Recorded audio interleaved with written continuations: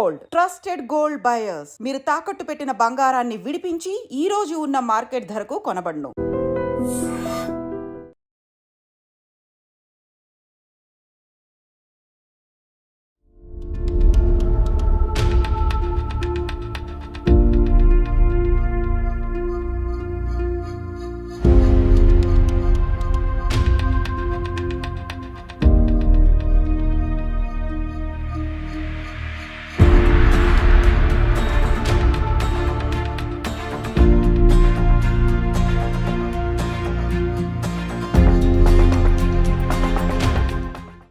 అమ్మాయిల మీద అఘాయిత్యాలు ఇది ఎంత కామన్ గా అయిపోయిందంటే రోజు ఎక్కడో ఒక చోట అనడానికి లేదు. నిజం చెప్పాలంటే కూడా అసలు మల్టిపుల్ ప్లేసెస్ లో ఇట్లాంటి సంఘటనలు జరుగుతున్నాయి. షీ టీమ్స్ వచ్చాయి, పోలీస్ వ్యవస్థ చాలా బాగుంది, అయినా సరే అక్కడక్కడ ఇట్లాంటి సంఘటనలు అయితే జరుగుతున్నాయి. అఫ్ కోర్స్ అందులో అమ్మాయిల తప్పు కూడా డెఫినెట్లీ చాలా దగ్గరలో ఉంటోంది. ఇది ఎవరైనా సరే ఒప్పుకోవాల్సినటువంటి పరిస్థితి. ఎందుకంటే నేను ఇప్పుడు చెప్పబోయే ఇన్సిడెంట్ కూడా అలాంటిదే అనుకోవచ్చు. బాచ్పల్లి పోలీస్ స్టేషన్ పరిధిలో జరిగింది ఈ ఇన్సిడెంట్. ఎందుకంటే ఓ అమ్మాయి బయోమెడికల్ స్టూడెంట్, ఆమె చెన్నైలో చదువుకుంది. ఇంటర్న్షిప్ కోసమని ఇక్కడ జూబ్లీ హిల్స్ లో ఒక హాస్పిటల్లో ఇంటర్న్షిప్ ఇప్పిస్తాను, బికాస్ బయోమెడికల్ అని అంటే నర్స్ కి సంబంధించిన కోర్స్ కాబట్టి ఈ నర్సింగ్ కి సంబంధించిన ఎక్స్పీరియన్స్ కోసం ఇంటర్న్షిప్ డెఫినెట్లీ చేయాల్సి ఉంటుంది. ఈ కోర్సులు అలాంటివి. అందులో భాగంగా ఇప్పుడు చెన్నైలో ఉన్నటువంటి సాక్షి ఠాకూర్, ఆమె పేరు వచ్చేసి చెన్నై వాసి, అక్కడే ఆమె కాలేజ్ లో కూడా చదువుకున్నటువంటి పరిస్థితి. సో ఆమెకి ఇంటర్న్షిప్ ఇప్పిస్తానని చెప్పి అదే కాలేజ్ లో ఇప్పుడు ఈమె ఎక్కడైతే చదివిందో చెన్నైలో, అక్కడే అదే క్యాంపస్ లో బీటెక్ చదువుతున్నటువంటి విద్యార్థితో పరిచయం ఏర్పడింది. సో ఇద్దరు స్నేహితులు. సో అక్కడి వరకు బానే ఉంది. కానీ హైదరాబాద్ లో నీకు ఆపర్చునిటీస్ చాలా బాగుంటాయి, ఇంటర్న్షిప్ ఇక్కడ చేస్తే నీకు ఫ్యూచర్ బాగుంటుంది అని ఆయన ఈ సాక్షి ఠాకూర్ ని హైదరాబాద్ కి రప్పించడం అయితే జరిగింది.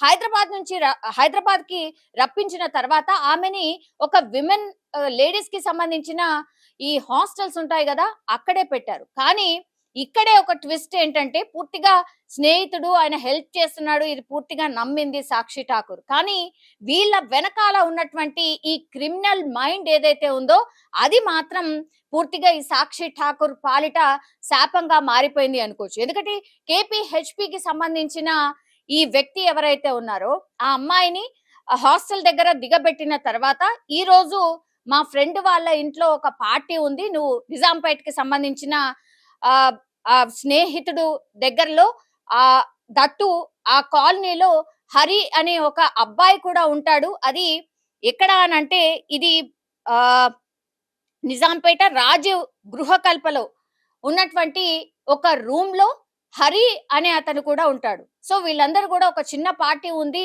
రా అంటే సాక్షి కూడా వెళ్ళింది. అందరూ కలిసి పార్టీ కూడా చేసుకున్నారు. బట్ అక్కడ రాజీవ్ గృహకల్ప అంటే మనకు తెలుసు, అందరూ కూడా అక్కడ ఫ్యామిలీస్ ఉంటాయి, పిల్లలు ఉంటారు, అందరూ ఉంటారు, మనకందరికీ తెలిసిందే.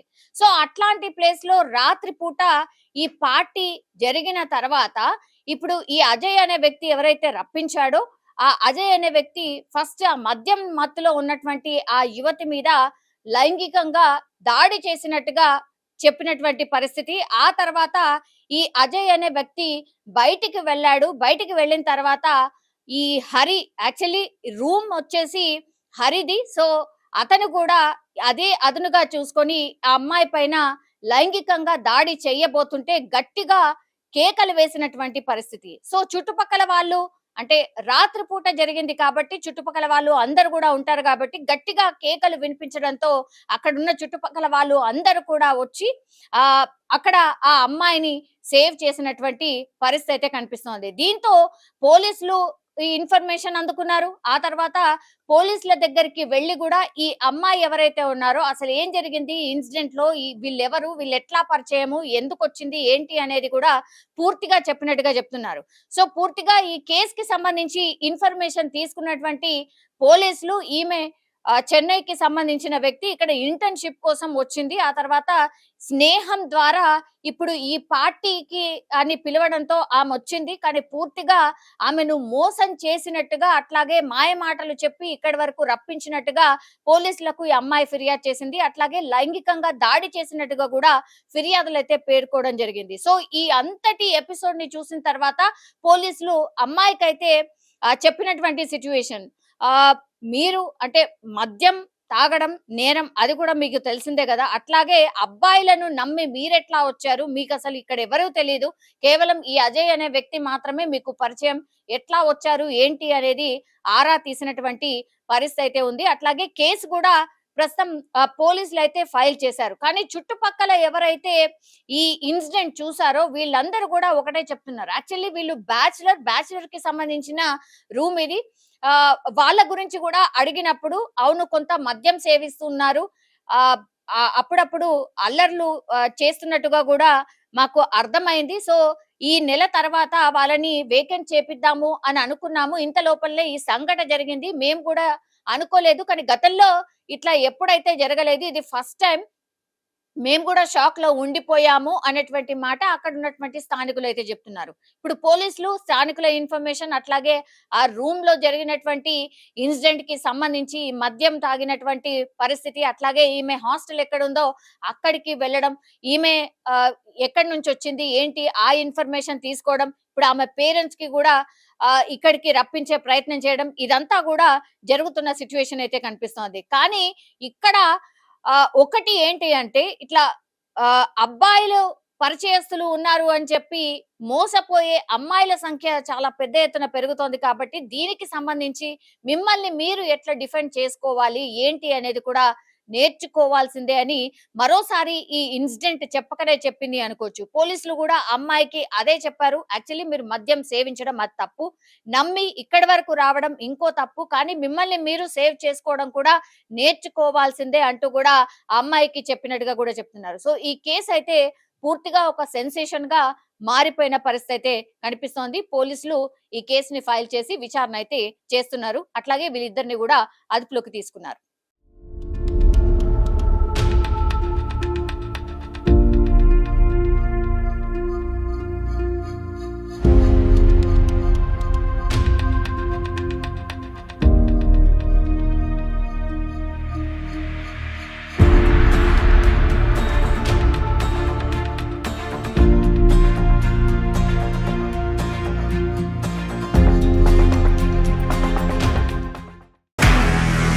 నిజంగా ప్రస్తుతం ఉన్నటువంటి సమాజం దేనికి ప్రయారిటీ ఇస్తుంది? ఆర్థిక సంబంధాల చుట్టూ మాత్రమే తిరుగుతోంది. మళ్ళీ ఎన్నికలంగానే చాలా విరక్తి కలుగుతున్నాం. మంచి అనిపిస్తుంది కదా. లేడీస్ కూడా ఛాలెంజింగ్ జాబ్స్ చేసినప్పుడు చాలా బాగుంటది. ట్రాఫిక్ అసిస్టెంట్స్ గా నియమించిన ట్రాన్స్జెండర్స్ అందరితో సాల్యూట్ చేయించుకుంటున్నారు. ఫుడ్ డెలివరీ ఇవ్వటానికి వెళ్ళినటువంటి డెలివరీ బాయ్ అనిల్ పై కళ్ళ ముందు పెళ్ళండి కొట్టి